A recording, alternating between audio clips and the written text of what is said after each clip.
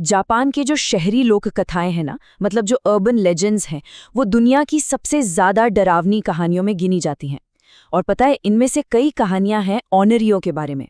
ऑनरियो यानी बदला लेने वाली आत्माएं, ऐसी आत्माएं जो किसी बहुत ही भयानक हादसे का शिकार हुई थीं। तो आज हम ऐसी ही एक कहानी में उतरने वाले हैं, एक ऐसी कहानी जो सीधी जुड़ी है ट्रेन की पटरियों से। नाम है टेके टेके।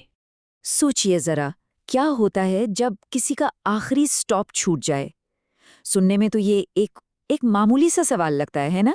लेकिन यही सवाल आधी रात के बाद एक बिल्कुल सुनसान स्टेशन पर एक भयानक सपने की शुरुआत बन सकता है। तो हमारी कहानी की जो किरदार है, उसका नाम है आइको।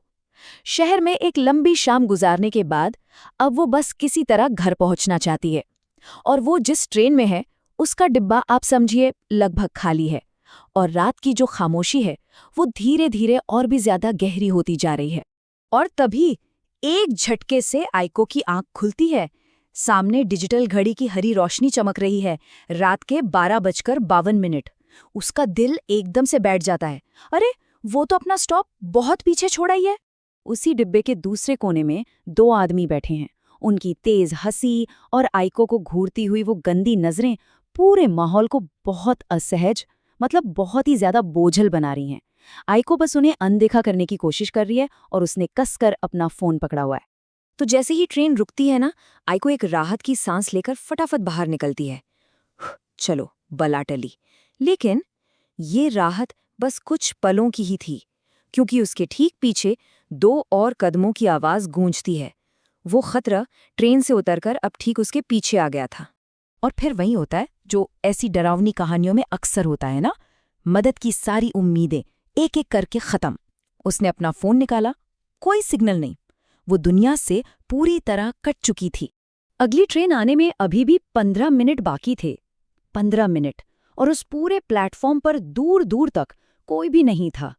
उसका अकेलापन अब एक जाल की तरह महसूस हो रहा था, एक ऐसा जाल जिससे वो निकल नहीं सकती थी। तभी अंधेरी में से एक आवाज गूंजती है, हम तो बस बात करना चाहते हैं। शब्द तो देखिए कितने सीधे साधे थे, लेकिन उनके पीछे का जो इरादा था वो साफ तौर पर खतरनाक था। अब आइको के भागने के सारे रास्ते बंद हो चुके थे। एक ने सीढ़ियों का रास्ता रोक लिया, दूसरे ने गेट का, और फिर स्थिति बहुत तेजी से बिगड़ती है। उनमें से एक उसे पकड़ लेता है और दूसरा अपनी जेब से एक चाकू निकालता है। और ठीक ठीक उसी पल, जब ऐसा लगा कि सारी उम्मीदें खत्म हो गईं, सुरंग के गहरे अंधेरे से एक बहुत ही अजीब आवाज आने लगती है। एक ऐसी आवाज जो किसी भी तरह से इंसानी नहीं थी। कुछ कुछ आ रहा था। पहले तो ये आवाज बहुत धीमी थी, जैसे कोई धातु की चीज पटरियों पर घिसट रही हो। फिर ये और साफ होने लगी, एक अजीब असमान घिसटने की लय, और उसके साथ ही एक गीली सी धप धप की आवाज, जो हर पल और नजदीक आती जा रही थी। और यहीं पर इस कहानी का सबसे बड़ा राज खुलता है। टेके टेके ये नाम उसी आवाज से बना है। ये जापान की एक ओनरियो है, एक बदला लेने वाली आत्मा। एक ऐसी आत्मा जिसका गुस्सा उसे इसी दुनिया से बांधे हुए है, और वो अपनी अधूरी कहानी पूरी करने के लिए भटक रही है। और फिर वो सुरंग के अंधेरे से बाहर निकली, एक औरत जिसके लंबे गीले बाल उसका चेहरा ढके हुए थे। लेकिन जैसे ही वो स्टेशन की पीली रोशनी में आई, वो खौफनाक सच सामने आया। उसकी कमर के नीचे का हिस्सा था ही नहीं। उसकी कटी हुई रीढ़ की हड्डी जमीन पर घिसट रही थी, और उसके एक हाथ में एक जंग लगी हुई दराती थी। और इस मोड़ पर आकर कहानी पूरी तरह से पलट जाती है। जो शिकारी थे, अब वो खुद शिकार बन गए थे। आइको पर हमला करने वाले अब खुद किसी और चीज के शिकार बनने वाले थे, क्योंकि एक ऑनरियो का गुस्सा ये नहीं देखता कि उसके सामने कौन है, वो बस अपना बदला पूरा करती है। वो जो आकृति थी, वो अविश्वसनीय तेजी से एक आदमी पर झपटी। हवा में उसकी दरांती चमकी और एक ही झटके में नीचे आ गई। एक गीली भारी सी आवाज, और फिर एक चीख जो अंधेरे में तुरंत ही दब गई।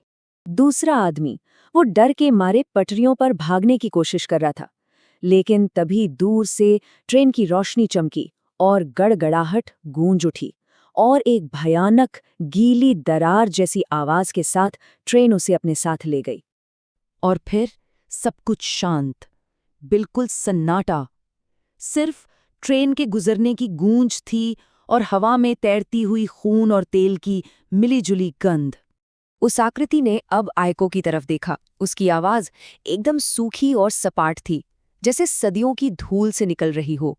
उसने टूटे-फूटे शब्दों में अपनी कहानी कहनी शुरू की, एक ऐसी कहानी जो किसी धोखे की तरफ इशारा कर रही थी। उसने कहा, मुझे धक्का दिया। फिर उसने अपनी कटी हुई कमर की तरफ इशारा किया। उसके हर शब्द में वो भयानक पल जैसे फिर से जिंदा हो रहा था, जब उसकी दुनिया हमेशा हमेशा के लिए बदल गई। ट्रेन की लाइट, पैर चले गए, खूबसूरती नहीं रही। उसने बस इतना कहा, और उन 3 शब्दों में उसका सारा दर्द, सारा गुस्सा और अपनी इंसानियत के खो जाने का सारा गम सब सिमटा हुआ था। और यही वो दर्द था जिसने उसे एक बदला लेने वाली आत्मा बना दिया था। और फिर जैसे वो आई थी, वो आकृति वापस अंधेरे में कहीं गायब हो गई और आइको को उस खौफनाक मंजर के बीच बिल्कुल अकेला छोड़ गई। वहां जो कुछ भी हुआ था, उसका सिर्फ एक ही सबूत बाकी था, दीवारों पर लगे खून के धब्बे और घिसटने के लंबे लंबे निशान। मतलब ये कोई बुरा सपना नहीं था, कोई वहम नहीं था, ये हकीकत थी। जैसे ही आइको कांपते हुए कदमों से प्लेटफॉर्म से बाहर निकलने के लिए मुड़ी, उसे दूर पटरियों से एक आखिरी बहुत धीमी आवाज सुनाई दी, टिक टिक। जानते हैं, ये कहानियां सिर्फ डराने के लिए नहीं होती, ये हमें याद दिलाती हैं कि कुछ दर्द और कुछ गुस्सा इतना गहरा होता है कि वो मौत के बाद भी जिंदा रहता है। तो सवाल बस ये है कि क्या वो आत्मा अपना बदला पूरा कर चुकी है, या फिर अब भी किसी अगली ट्रेन का इंतजार कर रही है।